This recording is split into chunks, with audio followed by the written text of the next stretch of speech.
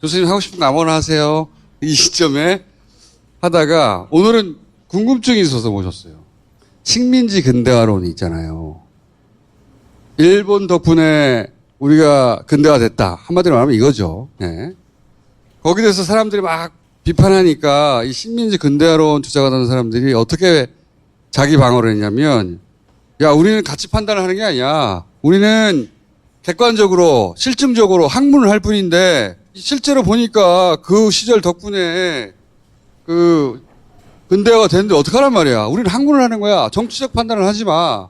이게 변명이었어요. 그런데 이 사람들이 뉴라이트라는 이름으로 대거 이명박 정부에 합류하죠. 그러면서 정체가 탄로나기 시작해요. 자기들이 대한교과서인가 뭔가 한국 근원대사라는 걸 내놨는데 거기에 보면 순 이 박정희 찬양, 독재 옹호, 정치적으로 해석하지 말라더니 처음부터 끝까지 다 정치적이었던 거야. 근데 제 질문은 여기서부터 출발하는 거예요. 이 식민지 근대화론자들, 유명한 이모 교수 있죠. 위안부는 전쟁 특수를 노리는 매춘부다. 이 양반의 워딩을 요약하면 그런 거고. 또 최근에 왜 유엔 본부가 가지고 그 강제징용을 없었다 발표한 학자 있어요.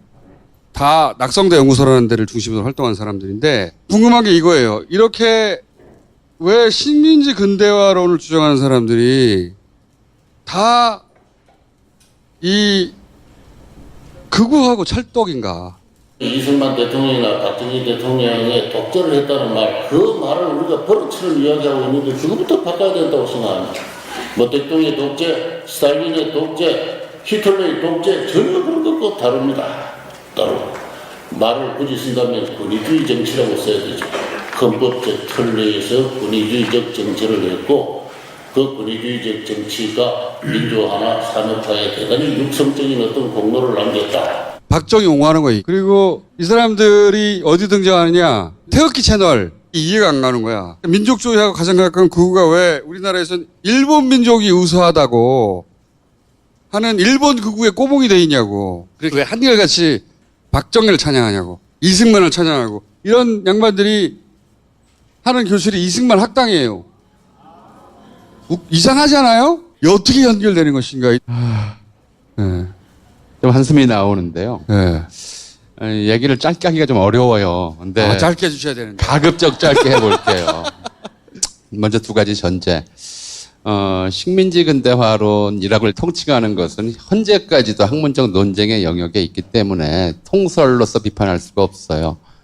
그러니까 어디까지나 제 개인 사견이다. 두 번째로는 이제 특히 다스베이다가 그런데 여기 나와서 뭔 얘기를 하면은 앞뒤 잘라내고 조선일보식으로 왜곡해서 뭐 전우용이 식민지 근대화론을 옹호했다 이런 식으로 날조해가지고 SNS에 올리는 그런 인간들이 있어요. 뭐 그게 대세에 영향을 미치지는 않는데 그래도 그렇게 간악한 행동을 보면 사람이 화가 나잖아요.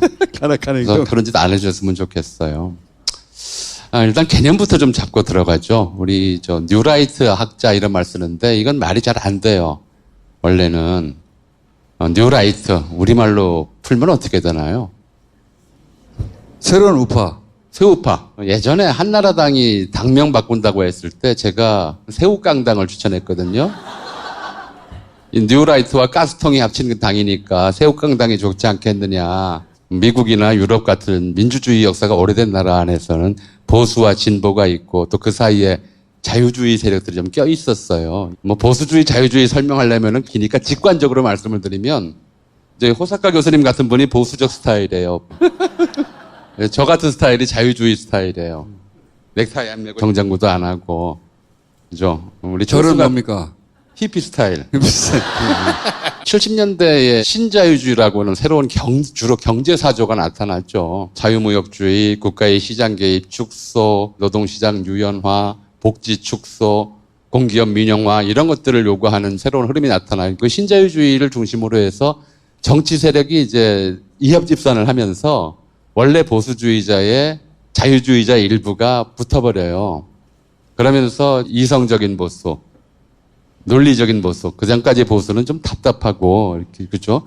그런 인상이었는데, 이론이 있는 보수를 주장하면서 뉴라이트라고 하는 팻말을 이제 먼저 왜곡해서 걸어. 이게 한국에는 이게 보수도 왜곡됐던 것처럼 이 뉴라이트도 왜곡돼서 이게 들어와요. 그 유명한 노태우 정권 때 3당 합당. 김영삼하고 노태우가 손잡았어요. 유럽식으로 이게 보수와 자유주의가 손잡은 거냐.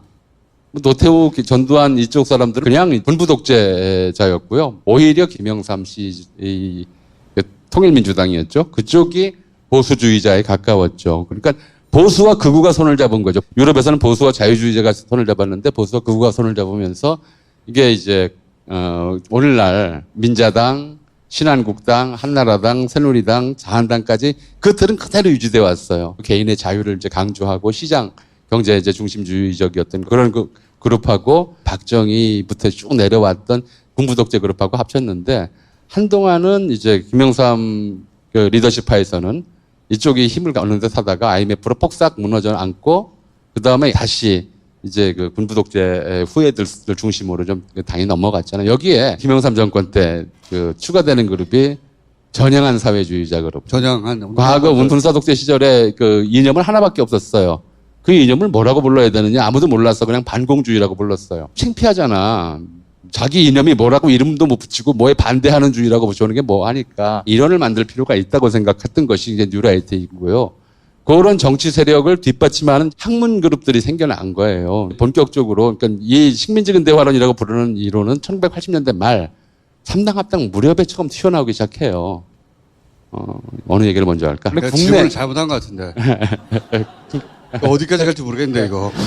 짧게만 할게요. 국내 원조가 된 이 그 논문은 낙성대 경제연구소의 스승님이시죠.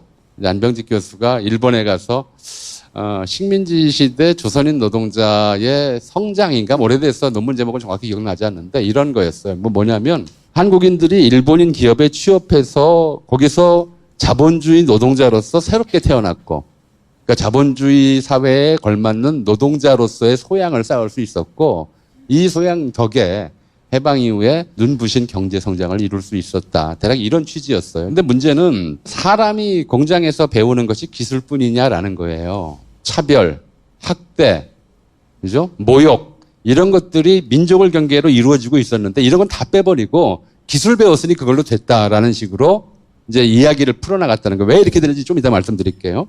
이 견해가 뉴라이트 정치 세력하고 어떤 점이 맞냐면 한나라당 계열이 이제 김대중 노무현 10년간 정권을 놓쳤다가 이제 새로 내세운 사람이 이명박이었잖아요. 근데 일단 이명박이라는 사람이 사람 자체가 뉴라이트였어요. 사람 자체가 부도덕해도 좋다. 돈만 잘 벌어다오. 그 당시에 포스트 노무현 얘기하면서 부인 사랑하고 성실하고 바람 안 피우는데 무능한 남편하고 바람 피고 부도덕하고 방탕한데 돈 잘 벌어다 주는 남편하고 어떤 남편이 좋으냐. 이게 그 당시에 하나의 이제 담론으로 돌아다녔어요. 광고도 아주 노골적이었어요. 여러분 부자 되세요. 이 뉴라이트 담론을 제일 잘 설명했던 사람은 작고한 정두원 의원이에요. 이번에 이렇게 얘기했어요. 목장에 양들만 놔두면 양들이 비실비실하고 잘 못 산다. 건강하지도 않다. 늑대 한 마리 집어넣으면 하루에 양 한 마리씩이 죽지만 남은 양들은 항상 긴장해서 열심히 뛰어다니다가 저절로 건강해진다.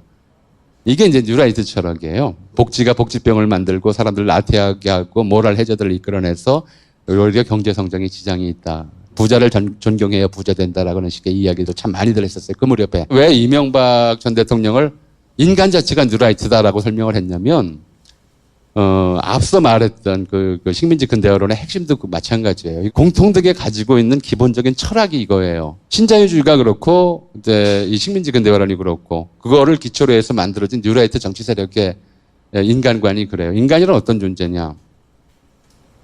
인간이란 주어진 조건에서 자기의 이익을 극대화하기 위해서 합리적으로 판단하고 선택해서 행동하는 그런 존재다. 말은 괜찮아 보이죠, 그죠? 주어진 조건에서 자기 이익을 극대화하기 위해 판단하고 행동하는 그런 존재들이 모여서 관계 맺는 공간이 시장이고 이 시장이 가장 중요해요. 이 시장의 확대 발전이 곧 역사 발전이라고 생각을 하는 거예요. 그러니까 일본이 조선을 식민지로 지배하면서 조선 시장과 일본 시장을 통합해서 시장이 커졌고 이 커진 시장 속에서 주로 일본인이 이익을 보았지만 시장 경제에 적응하는 방법을 배웠기 때문에 이것 자체가 근대화다. 이것 자체가 역사의 발전이다. 그리고 이런 토대 위에서 이 토대를 부정하지 않고 이게 굉장히 중요해요. 이 토대를 부정하지 않고 그대로 끌어안았기 때문에 말이 좀 어렵죠. 쉽게 얘기할게요. 친일파 청산을 안 했기 때문에 한국 경제가 발전한 거다. 친일파 청산을 주장하는 자들은 친일파 청산을 했다고 주장하는 북한을 한번 봐라. 얼마나 못 사는 이게. 우리가 친일파라고 욕하는 사람들 사실은 우리 역사를 발전시킨 그런 사람들이다. 이렇게 생각을 해요. 그렇게 주장을 해요. 네, 실제로. 그렇게 생각을 하고 주장을 하니까 이제 이승만 학당이 만들어지고 이승만의 굉장히 중요한 공적이 반민특위 무너뜨려 버린 거예요. 일본이 남긴 체제를 고스란히 예. 이어왔기 때문에 한국의 역사는 발전할 수 있었다. 이렇게 자, 연결돼요. 여기 저도 뭐 사석에서 좀 그분들 몇 번 만나봤어요. 얘기하다 보면 화가 나는 게 이런 점이에요. 독립운동가는 뭐 한 거냐. 이 사람들의 개념 자체가 다양한 이론들이 들어와 있다고 얘기했는데 포스트 모더니즘의 철학도 들어와 있고 푸코주의도 들어와 있고 유물론도 들어가 있어요. 유물론이 핵심이에요. 네, 네. 전향한 사회주의자들이라고 얘기했잖아요. 네. PD 계열. 그래서 네. 뭐라고 얘기를 하냐면 김구가 한 게 뭐 있느냐. 윤봉길, 이봉창 같은 젊은 사람들 폭탄 줘가지고 풀떼붙이 파괴하고 사람 죽이고 본인들 죽게 만든 거 말고 한 게 뭐 있느냐. 그 의병으로 독립됐느냐 이런 그렇죠. 발상하고 똑같은 얘기예요. 연관돼요. 이 땅에다가 뭐라도 하나 남겨놓은 거는 친일파로 이제 그 인명사진에 들어간 김성수 같은 사람들 학교 짓고 신문사 만들고 공장 짓고 일제강점기에 수많은 비행기 헌납했던 친일 기업가들.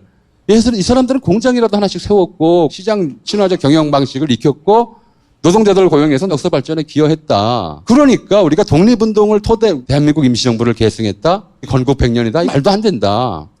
이 독립운동가들은 역사 발전을 방해한 그런 사람들일 뿐이다. 역사 교과서 다시 써야 된다. 그래서 다 썼어요. 네, 다시 썼어요. 뭘 몰라서 독립유공자를 훌륭한 사람이라고 생각하는데 그거 전부 사회 혼란시킨 그런 그런 무리들이다. 시장 만능론자들이기 때문에 이 사람들의 의식 안에는 국가나 민족 같은 것이 부차적이에요. 국경이 의미가 없다. 민족 구분 의미가 없다. 근데 진짜 웃긴 거는요. 이렇게 민족을 부인하는데 걔들이 추종하는 일본 구구는 일본 민족주의자거든요. 그러니까요. 골 때리는 거야. 잠깐만요. 호사카 교수님이 터내야 되기 때문에 원래는 제가 모신 이유는 뭐냐면 이 뒤에 일본의 기획은 없었을까? 예. 신친일파를 양성하려고 예, 하는 교수님의 이야기를 쭉 듣고 많이 이해가 된 부분이 있어요. 제가 네. 저는 일본의 그러한 움직임을 더 보고 왔기 때문에 네. 근데 뉴라이트가 사실 김대중 노무현 정권에서 그 다음에 이명박 대통령으로 네. 넘어갈 때 새로운 포스들의 일원으로 만든 거잖아요, 사실. 네. 예, 일본도 비슷한 게 있었어요. 그게 1993년에 자민당 정권이 한번 정권을 잃었습니다. 네.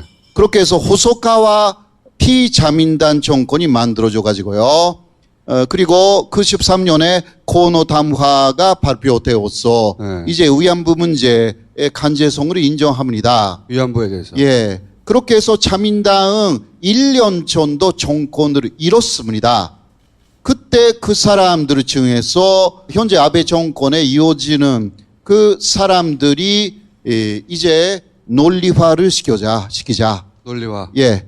으파라는 것을 더 강하게 내세우고 또 위안부 문제라는 것을 완전히 부정할 수 있는 그때 위안부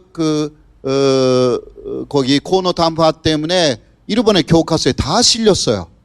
네, 그러나 현재 아베 정권에 이어지는 사람들의 신념은 일본은 나쁜 것을 한 적이 없다. 일본은 침략 국가가 아니었다. 일본은 정의를만 했고 조선도 대만도 근대화시켜줬다 이거예요. 네. 이것을 논리화시키자. 좀 더. 그렇게 해서 만들어진 게 역사검토위원회라는 것이 자민당 안에 만들어졌습니다. 이 역사검토위원회에서 으파 쪽의 학자들을 많이 불러가지고 논리화의 방향을 잡았어요. 그 사람들이 자민당 으파의 후원을 받아가지고 만든 모임이 새 역사 교과서를 만든 모임이었습니다. 네. 세연모라고 단시했거든요. 그렇죠. 그리고 거기에 가세한 사람들이 계속 이야기가 나온 일본 해위예요. 네. 일본 해위하고 그리고 자민단의 역사검토위원회는 같이 움직이고 있었고 목적은 새로운 우파들의 논리를 만드는 것이었습니다. 그거는 일본은 잘못된 것을 하지 않았다. 위안부 같은 거 절대 없었고, 네. 그 뉴라이트하고 굉장히 통하는 내용. 뉴라이트는 그러한 일본 쪽의 움직임을 많이 배워서 그러니까 보수 쪽의 정권을 창출하기 위해서 논리 작업을 시작한 것이 아닌가 지금 들으면서 왜냐하면 먼저 일본이 그거 시작했고요. 그리고 그 다음에 뉴라이트가 그런 논리 작업을 시작하고 있고요. 일본에서 수입한 거예요. 그럼. 많이 참고를 했을 것이고 그리고 이론 자체가 일본에서 직수입됐던 거예요. 예, 예. 한국 내 자기 우호 세력 아니에요. 그 사람들이. 예, 그렇죠, 그렇죠. 사사카와 재단 같은 걸 통해서 돈을 지원하거나 연구를 지원하거나. 예, 그러니까 거기 그 낙손대 연구소라든가 그런데 논문을 보면 일본 쪽의 재단에서 돈을 주고 있다는 거 그냥 써요. 논문에는 토요타 재단에서 이번에 연구비를 받았다라든가 일본 쪽의 돈에서 많이 연구가 되었다라는 것도 입증할 수가 있는 자료들이 있고요. 제가 좀 알고 있는 부분들이 좀 있어요. 그리고 저번에 나왔을 때 제가 여기에 자료를 보여줬잖아요. 그러니까 임금 차별이 있었다라는 예, 자료. 예. 일제 간점기에 폭행이 있었고 학대가 있었고 또 그 임금을 주지 않았기 때문에 조선인들이 달라고 갔는데 일본인 업주가 칼을 뽑아가지고 의협했다라든가 이러한 자료를 다 부정하는 거예요. 뉴라이트가 일본에서도 부정하고 똑같대. 예. 일본에서 수입됐을 뿐만 아니라 일본이 우리 이 세력에게 돈 주고 키우고 그런 거 아니냐. 물 주고. 그리고 이은영이라는 사람이 있어요. 유엔 본부에 네. Sir, the relationship between ROK and Japan faces its greatest crisis ever. 이 사람하고 저는 그 페이스북에서 논쟁한 적이 있습니다. 유엔 본부에 가지고 The Korean judicial ruling and 조선인 governmental 노동자들은 attitude derived from erroneous belief 차별받지 that 않았다. Korean laborers were 잠깐 볼게요. forcibly 잘못된 abducted 믿음이다. and made to work like slaves. 강제징용은 However, 없었다. many Koreans went to Japan voluntarily and conscription was practiced according to legal process. Wages were paid impartially to all workers, Japanese and 그냥 Koreans 동일한 alike. 임금을 Their 받았다고 wages were 말하잖아요. very high. 근데 저번에 And 제가 then, 보여드린 Korean 자료만으로도 laborers 다 lived 차별했잖아요. free and 그러지 그러니까 않습니까? 조선인 노동자는 자유롭고 수월한 삶을 살았다. 예, 그것을 유엔에 가서 이렇게 했어요. 유엔에 가서 하는 자금이 어디서 나왔는지 좀 알고 싶네. 예, 유엔에 가서 그 여행비도 만만치 않을 텐데. 유엔에 가서 연설을 한다는 게 누구나 그래 쉽게 할 수 있나? 나도 각오하고 싶네. 저는 그런 자료를 갖고 있는 것은 그렇게 깊이 연구를 안 했어요. 경제학자 아니기 때문에. 그런데 그 사람이 차별이 없었다고 임금 차별이 절대 없었다고 페이스북에서 계속 저를 공격하는 거예요. 그래서 그러니까 일본 마지막에 노동자와 한국 노동자가 예, 예. 일제시대에 차별이 없었다니까 교수님이 열받아가지고 차별이 있었잖아 하고 예, 페이스북에 금방 저번에 보여드린 자료 올렸어요. 예. 올렸는데 그 사람 나갔어요. 그러니까 네. 제가 그 사람 페이스북에 더 들어가서 다 파라고. 다 파라고. 예, 계속 도망갔어요. 그러니까 주장하는 바는 강제징용은 없었고 조선인 노동자들은 자유롭게 살았고 일본 정부가 그들을 보호하여 주었다. 그리고 그것은 조선인들의 로망이었다. 이런 식으로 발표를 해요. 그래서 오늘 또 저도 확실하게 다시 알았던 것은 교수님의 지금 아주 면요한 설명이 있었기 때문에요. 바로 일본 쪽의 뉴라이트, 바로 그 세연모라든가 역사검토위원회라든가 지금은 뭐 그 일본 해위 이러한 내용의 그 주장하고 똑같은 주장을 여기서 하고 있는 사람들이 뉴라이터라고 그렇게 연결되는 거의 비슷하다. 이거 연결되어 있다라는 부분에서 하나의 확인이 된다라는 거. 뭐 교수님도 그렇게 직수입 했다고 하지만 저는 진짜 직수입 일본에서 수출했구나. 이거는 수출 규제 안 했구나. 그렇게.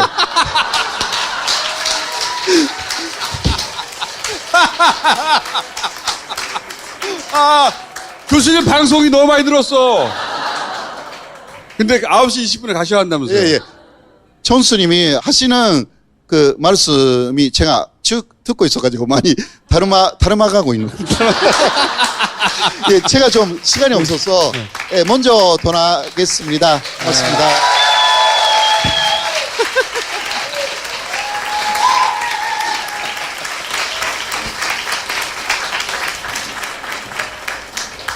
자, 그래서 신친일파 양성 계획이 있는 것 같다라고 예전부터 말씀하셨고. 그러니까 지금 이제 몇십 년 동안 주로 이제 식민지 근대화론 연구를 해왔어요. 연구가 도달한 결론이 어느 시대 수준이냐면 1880년대 수준이에요.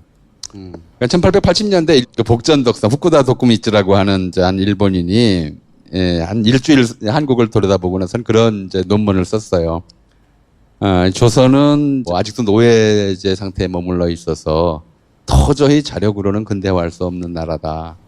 그래서 이제 일본이 조선을 근대화시켜주기 전에는 안 된다. 지금 그 결론을 그대로 이제 공유하고 있는 거예요. 그리고 일본의 극우는 혐한 민족주의인데 한국의 극우도 이 혐한 민족주의예요. 혐한 일본 민족주의. 그러니까 과거 친일파 논리로 다시 되돌아가 버렸거든요. 하나만 얘기할게요. 왜 우리는 사람을 가르치느냐? 사람답게 살라고. 사람답다는 게 뭐겠어요? 그죠? 좀 교육학적으로 얘기하면 한 사회가 오랫동안 전승해온 가치를 계승하고 또 이른바 새로운 미래를 개척할 수 있는 힘을 키워주고 창의인데 이광수 이제 그 이른바 이 뉴라이트 이론의 할아버지쯤 돼요.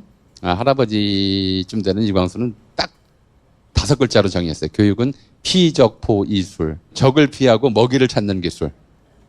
그게 인간관이에요. 제가 왜 이명박 전 대통령을 가장 전형적인 뉴라이트 인간형이라고 막 얘기를 했냐면, 나라의 빨대 꽂아서 사익을 취하는 정도로까지 사익 극대화를 위해서는 가리지 않았던 사람이잖아요. 이런 사람들이 인간의 표준형이라고 생각을 해요. 그러면 뉴라이트 화신이네요. 그게 화신이죠. 더 그래서 이상은 존재할 수가 없어요. 최고의 화신이었던 완선형. 거예요. 그러니까 가장 좋은 모델을 내세웠던 완전체. 거야. 예. 뉴라이트 철학을 확산하기에는 이명박 전 대통령이 하나의 이제 모범이었죠. 인간이라는 자기 이익을 위해서만 움직이는 것이 가장 기본이다. 근데 자기가 목숨을 잃을 위험 속에서도 남을 구하기 위해서 뛰어드는 사람들이 있고요. 자기가 죽을 줄 알면서도 의병을 일으킨 사람들이 있고요. 항상 굶주림에 시달리고 추위에 시달리면서도 총 들고 독립군 했던 사람들이 있어요. 사람은 경제적 이익만을 위해서 움직이는 존재가 아니잖아요. 옳고 그름을 판단하고 정의와 불의를 나눌 수 있고 정의감에 따라서 자기가 손해를 보더라도 움직일 수 있는 게 사람이잖아요. 그게 올바른 사람이라고 생각하고 내가 못해도 그렇게 하는 사람들 존경하고 그러고 살아왔잖아요. 근데 그게 아니라는 거야. 이 사람들의 생각은. 뭐가 이익이냐만 따져. 식민지적 체제를 그대로 유지하는 것이 이익이 된다면 그게 제일 좋은 것이다. 그래서 이제 이번 사태에서도 계속 일본의 우파하고 동일한 목소리를 내왔던 것이죠. 돈이면 다 된다. 그래서 거기서는 이승만이 국부고 그렇죠. 그리고 박정희는 독재를 한 게 아니고 군사 정권은 국가를 발전시켰고. 그러니까 이 사람들이 이제 강조하는 것이 대체로 이제 그래서 3가지 특징이 나와요. 첫 번째로는 반공이에요. 근데 왜 이 뉴라이트가 갑자기 그 80년대 말에 나왔냐면 공산주의 체제가 무너지고 있었거든요. 그러니까 이론을 만들어냈던 것이 시장 만능주의. 시장 경제 제일주의예요. 반공 얘기도 함께 하면서 요즘도 계속 그 조선일보나 이런 이제 언론에 나오는 것이 자유시장 경제 수호. 우리가 지금 자유시장 경제 아닌가?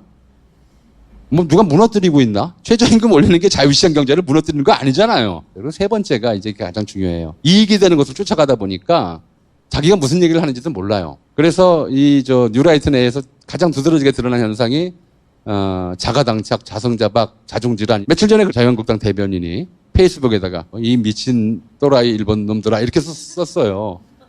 그죠? 민기용 대변인이. 네. 그 다음 며칠 있다가 책이 한 권 나와. 반일 종족주의. 자기가 무슨 얘기를 하는지도 몰라요. 근데 인간관을 공유하고 있기 때문에 늘 일본 우파하고 맥락을 같이 해왔고 거기에 학문적 지원, 이론적 지원을 받아왔기 때문에 굉장히 가깝다가도 어떤 때 이게 안 된다 싶으면은 갑자기 막 네가 친일이다, 난 아니다, 뭐 이러면서 이제 또 친일파 공격을 하는데 훨씬 더 이제 시대착오적 의미가 강한 반일 종족주의라는 우리가 식민지 근대화론을 주장하는 그들은 이성적인데 예. 우리나라 사람들이 반일 종족주의라고 말하는 거예요. 근데 실제 그들이 추종하는 일본 극우는 일제 종족주의잖아. 우리를 반일 종족주의라고 말한 다음에 일본 제일주의 종족주의 밑에 들어가서 꼬붕을 하고 있는 거예요.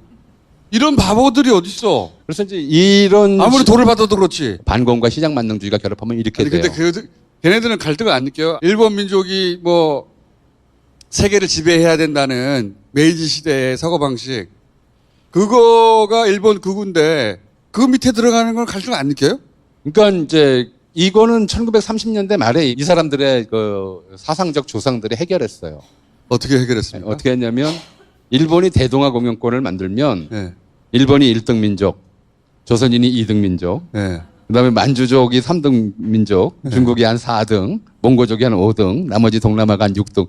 야, 여기서 한 6, 7명 중에서 2등이면 그게 어디냐. 아, 그렇게 해결했어요? 그렇게 해결했었어요. 우리가 아시아에서 그래도 이제 일본의 2등 국민이 되는 게 저 뭐 인도네시아나 말레이시아에서 독립된 민족으로 사는 것보다 더 어깨 펼 수 있는 일 아니냐. 그렇게 해석했어요. 이게 논리 자체가 그래요. 돈이 다다. 그래서 그러면? 인간관에는 정의, 옳고 그름 이 판단이 배제돼 있어요. 힘이 정이고 돈이 옳은 것이에요. 그것만 가지고 살면 세상이 어떻게 되겠느냐? 정글이 되는 거죠. 이 다른 말로 사람은 다 하면 예. 태극기 채널에 나가요. 전부 다. 다 이어지는 거예요, 그쪽이. 인간관 자체가 그래요. 이론의 문제 이전에 철학의 문제라고 말씀드렸던 게 그거예요. 그러니까 일본 편을 드는 이유의 핵심은 언제나 사람보다 돈이 먼저다라는 생각. 일본이 더 세기 때문이네요. 그렇죠. 한마디로 일본이 말해서. 우리보다 경제력이 몇 배 높고 그럼 두 배. 우리가 만약에 한 10년 후에 더 세면 다시 돌아옵니까? 그렇게 될 거라고 보지를 않을 거예요. 믿질 않나. 예, 그렇게 미국, 일본으로 이어지는 군사 경제 공동체 그 틀 안에서 한국의 몫을 차지하는 것이 한국의 이익을 최대화하는 것이 가장 좋은 이거 방법이다. 영구적인 노예. 라고 하는 일본 아베가 한 게 뭐예요? 식민지 지배하면서 조선인 노동자들 괴롭히고 학대하고 아까 이제 징용 얘기했는데 우리가 한국 남자들이 군대 다 자발적으로 가면 뭐하러 징병을 하겠어요? 그죠? 징용이라는 말 자체가 안 오니까 강제로 끌고 간 거란 말이에요. 아니, 남자분들 다 겪으셨을 거예요. 같은 나라 군인들 끌고 와서도 괴롭혔는데 남의 민족 노동자 끌고 와서 인간답게 대해주고 수월하게 대해줬다. 이 상상 자체가 안 되는 얘기를 할 수 있는 거는 인간관이 상상이 안 되는 영역에 머물러 있기 때문에 그래요. 그래서 저는 그런 말씀을 드리고 싶어요. 인간관이 잘못되어 있다. 그럼 그 인간관을 극복하기 위해서는 우리가 다른 인간관, 다른 논리로 맞서야 된다. 다른 철학으로. 그냥 버리면 안 인간은- 됩니까? 맞서지 말고. 예? 맞서야 버릴 수 있죠. 저건 창피한 인간관이다라는 걸 우리가 스스로 인지해야 되고 정의감이 있는 인간, 옳고 그름을 구분할 줄 아는 인간, 돈이 다가 아닌 인간. 그런 인간으로 그런 삶을 살아야 저런 얘기들이 좀 부끄러워지지 않겠나 스스로도. 부끄러워할 것 같지는 않아요. 그래요? 그거 이제 그렇진 않은데. 총수가 밟아주세요. 근데 저는 이런 생각을 해서 모신 것이기도 한데 더 자세히 해석하시면 안 됩니다. 마무리 지으려고 드리는 말씀입니다. 저는 의심을 한 게 뭐냐면 이 양반들이 다 공통적으로 박정희의 친일 행적은 변호해줘요. 다. 그래서 저는 이것은 박정희 행위를 합리화해 주려고 알리바이로 등장한 사쿠라학문 아닌가. 그리고 그 뒤에 일본 우익이 있지 않을까. 그러니까 연구를 막 하다 보니 거기 도달한 게 아니라 그러니까 학문하는 사람들을 좀 그 정도로까지 이해를 하면 예. 좀 위험해요. 그래요? 그러니까 가능하지 않습니까? 박정희가 대구사범 교사하다가 만주군관학교 가서 일본군이 되었는데 따지고 보면 종군위안부가 돈 벌기 위해서 자발적으로 간 것에 비하면 그게 무슨 문제냐. 항일운동하고 독립운동한 사람들은 좀 인간적으로 좀 모자란 사람들이고 정상적인 사람들은 그 상황에서 자기 이익을 실현하기 위해서 무슨 일이든 했다. 이 사람들의 인간관이 그러니까 박정희가 합리화되는 거예요. 그래서 종군위안부도 돈 벌러 간 사람이다라고 합리화되는 것이고 징용 노동자들도 그게 로망이라서 갔다고 그렇게 설명을 해버리는 거예요. 자기 학문적 틀하고 새 우파들하고 맞으니까 인간관에서 맞으니까 인간관이 맞아서 그렇다. 쭉 그렇게 왔던 그 정치 집단에서 선거 때마다 공약 내세우는 게 뭐겠어요? 집값 올려드립니다. 살기 좋은 동네 만들겠습니다. 아니에요. 집값 올려드리겠습니다예요. 주민들하고 더 열심히 소통하겠습니다. 아닙니다. 집값 올려드리겠습니다입니다. 그거 하나로 선거 공약에 통하는 사회이고 그러다 보니까 이런 식의 인간관과 세계관이 찰떡궁합이 되는 거죠. 근데 꼭 일본 밑에서 그렇죠. 벗어나지 않는 거죠. 보니까 불쌍한 사람들이네요. 노예잖아. 그지건성이고 노예근성 아니야. 저 주인이 나를 잘 먹게만 살게 해주면 뭐 자유를 좀 뺏기면 어떻고 존엄을 좀 뺏기면 어때? 이거 아니에요. 그지지 뭐야 이게. 어이 그지 새끼들. 내가 여기서 동의하고 넘어가면 안 될 것 같아서 또 이제 뭐 누가 앞뒤 맥락 자를지 일관성에서만 좀 얘기를 할게요. 네. 이광수가 이 사람들의 정신적 할아버지쯤 된다고 그랬어요. 다시 태어나면 내 몸을 바꿀 수 있다면 일본인 몸으로 바꾸고 싶다. 일본인 몸으로 그런 뿌리가 생각을 깊구나 했어요. 병이. 그렇죠. 네. 그 병이에요. 민족, 언어, 문화, 무슨 뭐 이제 민족 간의 의식 이런 거 다 헛것이다. 시장을 중심으로 뭉쳐야 된다. 아 그지들. 그렇죠. 그래서 이 사람들이 볼 땐 내선일체, 한국인들도 그 체제 하에서 자연스럽게 자기가 일본인이라고 생각하면서 살았다. 종군위안부 가는 데에서도 일본군과 동지적 관계를 맺었으며 그게 뭐가 잘못이냐. 민족 구분 가지고 한국, 일본 서로 감정 싸움하는 게 얼마나 한심한 짓이냐. 근데 실제로 이게 가능한 일이냐? 가능할 거라고 생각해. 시장이 계속 확대되면 민족의 경계를 소멸시키고 근데 민족을 이 또 사람들 통합시킬 설 거라고. 자리가 점점 없어질 그러니까. 거라고 생각하는 게 일본 우위가 이게 점점점 그 줄어들고 있어요. 우위의 그렇죠. 폭이. 역전되면 어떻게 이 사람들 미리 걱정되네? 역전이 머지 않은 것 같은데? 이 사람들은 자존심이 없어요. 한국이 일본 밑에서 뭘 시키든 간에 시키는 대로 하는 것이 뭐가 잘못이냐? 그게 이익이 되는 쪽으로 움직이는 것이 뭐가 잘못이냐. 일본과 싸워봤자 우리가 손해인데 자존심 꺾고 손해 좀 보면 안 되냐. 너무나 당연한 결론으로 나와요. 자기 자존심만 상하면 좋은데 그렇게 생각 안 하는 이 자존심 가진 정상적인 사람들까지 지금 모욕하고 있잖아요. 그래서 저는 그걸 반민족적이기 이전에 반인간적 인간관이라고 좀 생각을 해요. 그래서 이제 그 뭐 총수 말대로 이제 한일 관계가 바뀐다면 어떻게 될지 모르겠지만 이런 인간을 동물 취급하는 반인간적 인간관은 우리가 떨쳐버려야 된다. 교수님, 뭐라고 그래도 여기까지 하시죠. 예 여기까지만 하겠습니다. 감사합니다.